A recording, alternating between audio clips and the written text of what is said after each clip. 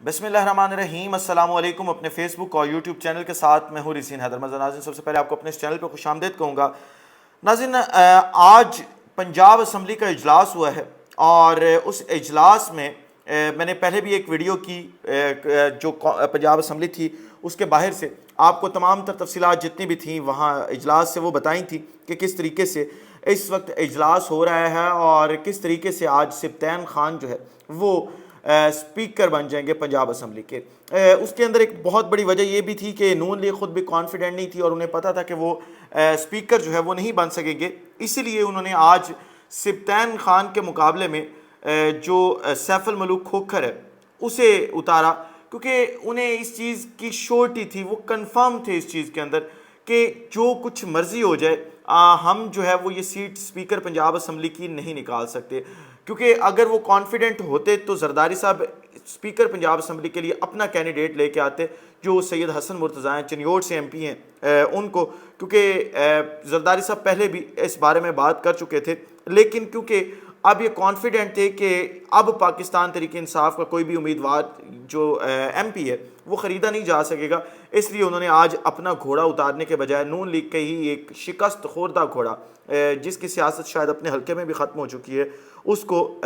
مقابلے میں اتارا۔ بیسیکلی یہ مریم نواز کی جیسے تانا دیا جاتا تھا نا جہانگیر ترین کو، علیم خان کو کے حوالے سے عمران خان کو کہ یہ اے ٹی ایم ہے عمران خان کی، اس طریقے سے سیف الملوک کھوکھر جو ہے، یہ کھوکھر فیملی جو ہے جو یہ رائے ونڈ کے ارد گرد بیٹھے ہیں، یہ مریم نواز کے اے ٹی ایم ہے اور آج مریم نواز کے اے ٹی ایم کو جو ہے وہ پنجاب اسمبلی میں شکست ہوئی ہے اور تقریباً 185 ووٹ لے کے جو ہے سبطین خان سپیکر پنجاب اسمبلی بن گئے ہیں۔ ایک ووٹ پاکستان تحریک انصاف کا یعنی کم پڑا اور ٹوٹل 4 ووٹ جو ہے وہ ضائع ہوئے اس پورے کے پورے میٹر کے اندر۔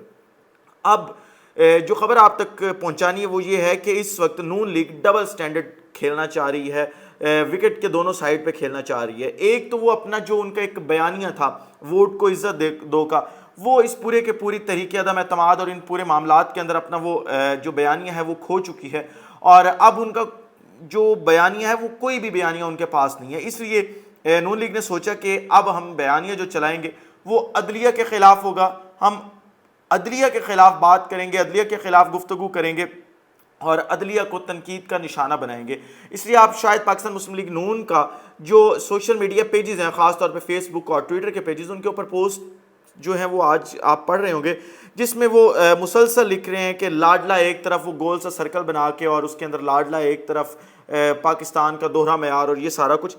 دراصل جو ہے وہ صرف یہ ایک ناکام کوشش ہے اپنا بیانیہ بنانے کی، جو کہ بنانے میں اس وقت نون لیگ مسلسل طور پہ جو ہے وہ ناکام ہے، بری طرح سے پٹ رہی ہے۔ اور حمزہ شہباز جب آج پنجاب اسمبلی سے واپسی پہ نکلے ہیں تو انہوں نے کہا کہ جی یہ سپیکر جو پنجاب اسمبلی ہے اس کا الیکشن ٹھیک نہیں ہوا، جو بیلٹ پیپرز تھے ان کے اوپر نمبرنگ کی گئی تھی، اس طرح کے مسائل تھے، تو ہم یہ معاملہ جو ہے وہ سپریم کورٹ میں لے کے جائیں گے۔ لیکن اب معاملہ یہ ہے کہ ایک طرف آپ سپریم کورٹ کو گالیاں نکال رہے ہیں، ایک طرف آپ سپریم کورٹ کے ججز کو برا بھلا کہہ رہے ہیں، ایک طرف آپ ان کے اوپر عدم اعتماد کر رہے ہیں، دوسری طرف آپ اسی سپریم کورٹ کے پاس اپنا ہی ایک کیس لے کے جانا چاہ رہے ہیں۔ آپ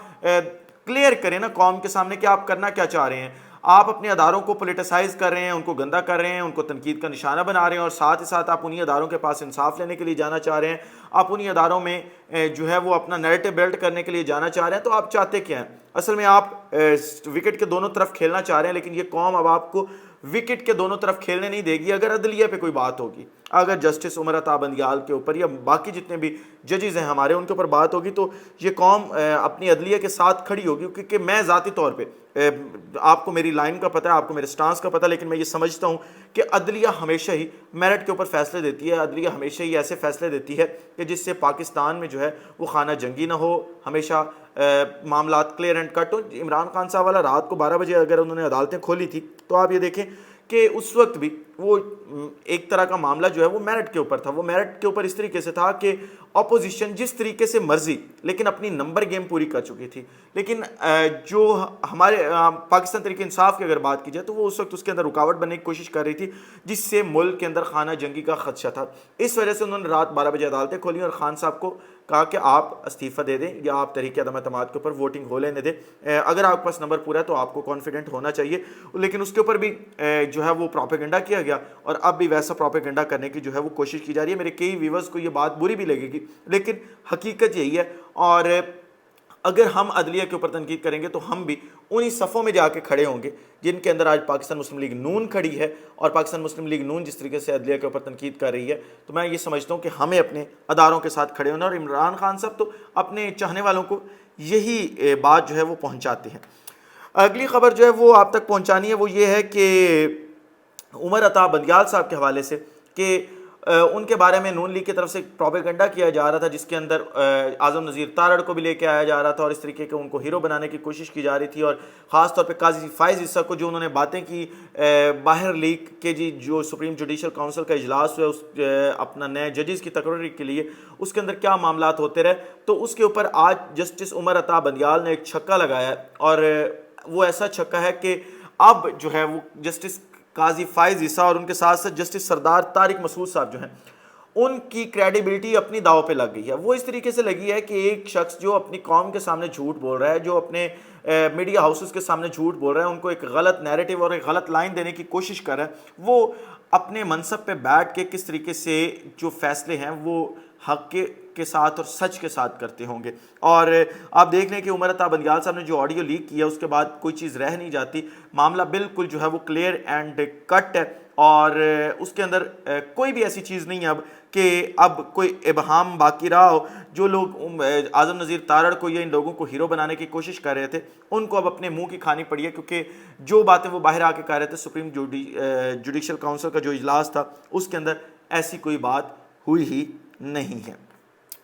اس کے بعد اگلی خبر جو آپ تک پہنچانی ہے وہ یہ ہے کہ دوست محمد مزاری, کیونکہ اب ان کے خلاف تحریک عدم اعتماد آئی تھی اور وہ بھی 186 ووٹوں کے ساتھ کامیاب ہو گئی ہے. یعنی تحریک عدم اعتماد کے حق میں پاکستان تحریک انصاف نے 186 ووٹ جو ہیں وہ ڈلوا لیے ہیں. دوست محمد مزاری کے حوالے سے مجھے ایک لائن یاد آتی ہے, وہ لائن یہ ہے کہ غیرت ہے بڑی چیز جہان تگ و دو میں.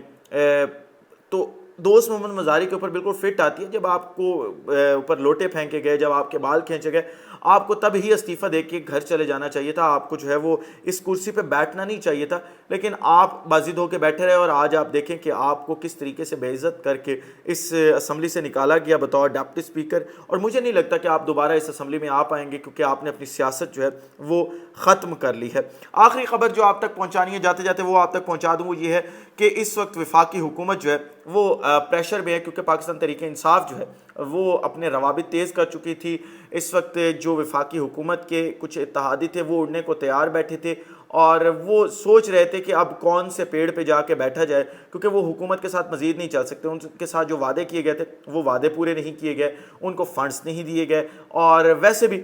شاید اشارے کچھ اس طریقے کے ہیں یا ہوا اس طریقے کی چل پڑی ہے کہ وہ اب مزید جو ہے وہ پاکستان مسلم لیگ نون کی یا پھر پاکستان پیپلز پارٹی کی یہ جو ایک اتحادی حکومت ہے اس کے ساتھ مزید نہیں چل سکتے تھے, جس کے اندر باپ پارٹی اور ایم کیو ایم جو ہے وہ سر فہرست ہیں,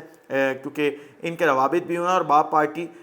جو پاکستان تحریک انصاف ہے اس کے ساتھ بیٹھنے کو بھی مکمل طور پہ جو ہے وہ تیار ہو چکی تھی. تو اب ان کو یہ خدشہ تھا کہ اگر پاکستان تحریک انصاف کیونکہ پنجاب کا محاذ مکمل طور پہ جیت چکی ہے اور اب اگر وفاق میں آتی ہے تو وفاق میں بھی ہم انہیں کامیابیوں سے ہرگز روک نہیں سکیں گے, کیونکہ 2 ووٹوں پہ کھڑی ہے اس وقت پوری کی پوری حکومت, وفاق کی حکومت. تو اگر ایک بھی پارٹی آگے پیچھے ہوئی تو حکومت کا دھڑم تختہ ہو جائے گا. اس وجہ سے انہوں نے پاکستان تحریک انصاف کے 11 استعفے جو ہے وہ منظور کر لیے ہیں. اب دیکھنا یہ ہوگا کہ باقی استعفے کب منظور کیے جاتے ہیں, کیونکہ اس کے اندر ایک ٹیکنیکلٹی یہ بھی ہے کہ یہ تمام استعفے جو ہیں وہ قاسم سوری کی طرف سے منظور کیے گئے تھے اور ان کی ڈیٹیلز یا ان کو ڈی نوٹیفائی کرنے کا جو ایک لیٹر تھا وہ بھیج دیا گیا تھا الیکشن کمیشن آف پاکستان میں. اب وہ کس نے روکا, وہاں سے کیوں نہیں انہیں ڈی نوٹیفائی کیا گیا کہ یہ مزید ایم این اے نہیں رہے, اور کیوں دوبارہ جو پہلے ہی جن کے استعفے منظور ہو چکے ہیں ان کے استعفے جو ہے وہ ہمارے جو راجہ پرویز اشرف صاحب ہے وہ قبول کر رہے ہیں پاکستان قومی اسمبلی کے اندر بیٹھ کے. تو یہ بھی ایک ایسی چیز ہے جس کو صرف لٹکانے کی کوشش کی جا رہی ہے اور کچھ نہیں. اور اب حکومت جو ہے وہ اپنے ہوش سے ہتھ کنڈے استعمال کر رہی ہے کہ کس طریقے سے ہم حکومت بچا لیں, لیکن جہاں ڈالر جو ہے وہ 250 آج کراس کر گیا ہے, جہاں پہ لوگوں کے پاس کھانے کو روٹی نہیں ہے, جس ملک کے اندر لوگوں کے پاس علاج کے لیے پیسے نہیں ہیں, جو نوجوان طبقہ ہے وہ پریشان ہے, تو ایسے ملک کے اندر حکومت، اور ایسی حکومت نااہل حکومت جس نے چلتا چلاتا ملک جو ہے اس کو آ کے اجاڑ کے رکھ دیا، اس کے اندر تباہی لگا دی، مزید چل نہیں سکے گی۔ اس ولاگ سے اتنا ہی، اگلے ولاگ میں دوبارہ ملاقات ہوتی ہے، تب تک مجھے اجازت دیجیے۔ اللہ حافظ۔ ناصر، پاکستان زندہ باد۔